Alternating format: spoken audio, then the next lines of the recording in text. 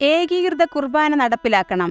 എറണാകുളം അങ്കമാലി അതിരൂപതയോടെ സീറോ മലബാർ സിനഡ് മെത്രാൻമാർ. എറണാകുളം അങ്കമാലി അതിരൂപതയിലെ എല്ലാ വൈദികർക്കും സമർപ്പിതർക്കും അൽമായർക്കും തുറന്ന കത്തുമായി സീറോ മലബാർ സിനഡ് മെത്രാൻമാർ.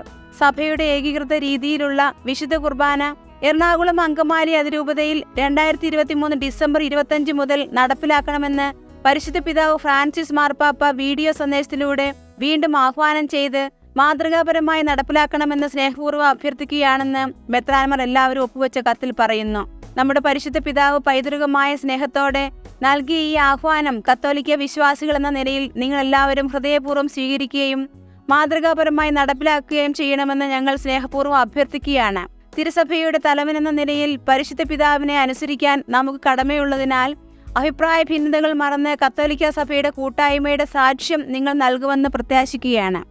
ഈശോയുടെ തിരുഹൃദയത്തിന് നിങ്ങളെ എല്ലാവരെയും സമർപ്പിച്ചുകൊണ്ട് നമ്മുടെ അമ്മയായ പരിശുദ്ധ കന്യകാമറിയത്തിൻ്റെയും നമ്മുടെ പിതാവായ മാർത്തോമാ ശ്ലീഹായുടെയും മാധ്യസ്ഥം നിങ്ങളോടൊത്ത് ഉണ്ടായിരിക്കട്ടെ എന്ന് പ്രാർത്ഥിക്കുകയാണെന്ന വാക്കുകളോടെയാണ് കത്ത് ചുരുക്കുന്നത്.